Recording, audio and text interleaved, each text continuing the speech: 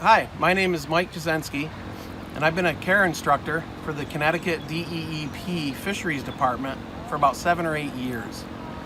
The reason I got involved as a care volunteer instructor is I love to fish, and I love to take people fishing and show people how to catch fish. I probably fish about 100 to 150 days a year, more if I'm able, but that's pretty average for me. And my favorite species of fish is panfish.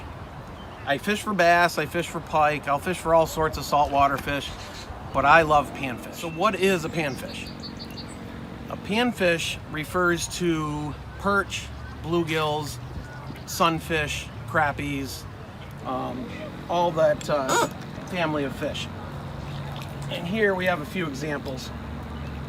This is a bluegill, all right, and a pretty nice one at that. This is a great example. About a 9-inch bluegill, all right, and you can see the colors, and you see why it's called a bluegill. That little tab up on their gill plate there. But very fun to catch, very good to eat, and just all around a lot of fun. Here we have a yellow perch. Again, a great specimen. This is about a 13-inch perch. Nice big perch. They have really good fillets. Restaurants up north actually sell perch fillets on their Fish Fry Fridays. But again, great for the table. A lot of fun to catch. And then, of course, my favorite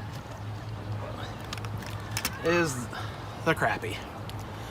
Now, this is a great eating size. This is about 11 inches or so. Nice big fillets you can get off of these fish. They got a nice big mouth, so they eat a lot of different kinds of baits. They school up.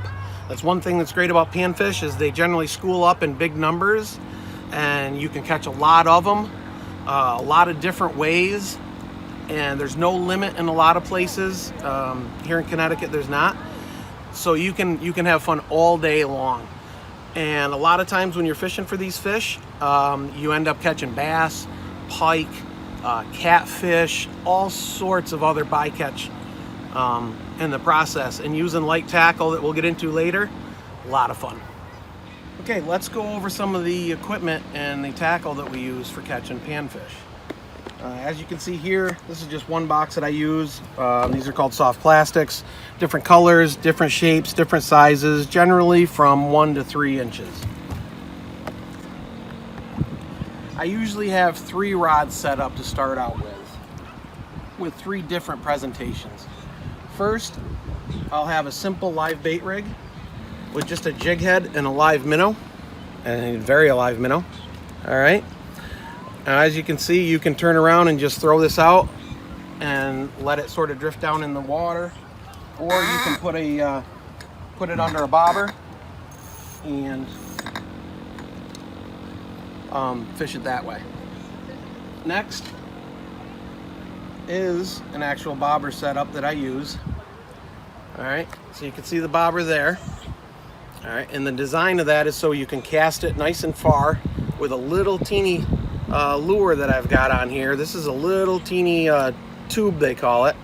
All right, now you can fish this just like this, all by itself, or you can take a minnow or a piece of worm and put on that jig.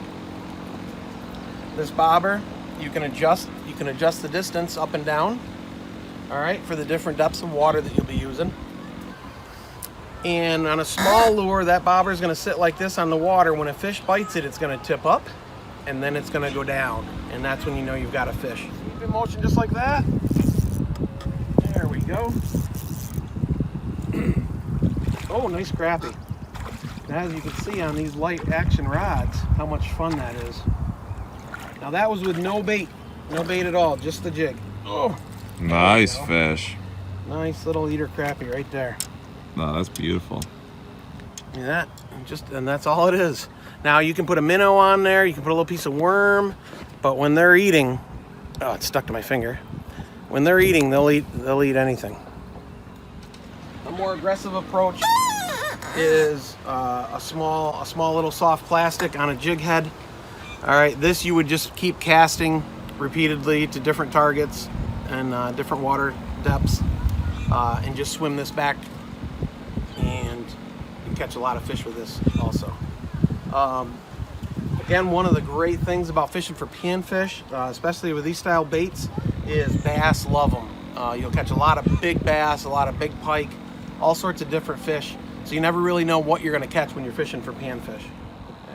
Now we're just throwing what they call a swim bait. It's just a little soft plastic lure. Looks kind of like a worm with a paddle type tail on the back of it that gives it a lot of action.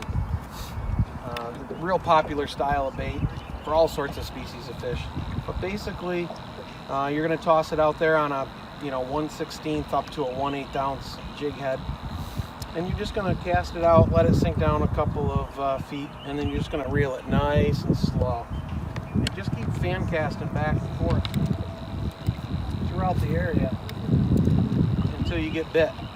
When you do get a bite, remember where you got that bite, and then try and repeat that same exact scenario like that. Chances are you're going to stumble onto a school of fish, and if you can keep casting to the same spot at the same depth, you'll keep catching fish. There we go.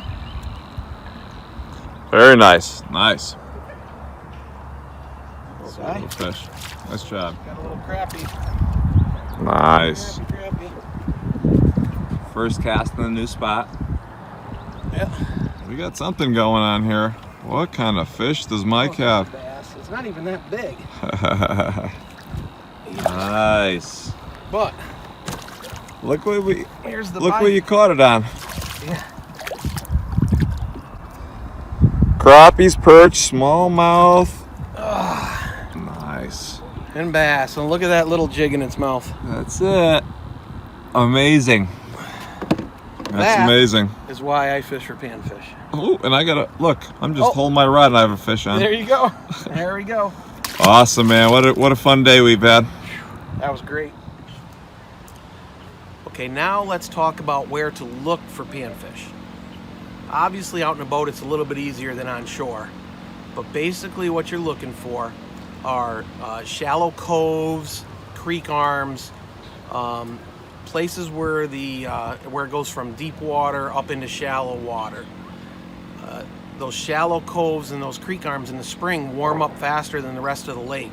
So when those fish are looking to spawn, they're going to move up into those coves as that water gets warmer, and they're going to be up in there loaded throughout the whole spawning process. Once they're done, they're going to move out to a little bit deeper water. They're going to move to adjacent trees next to these creek arms and bays, drop-offs, weed lines, that type thing.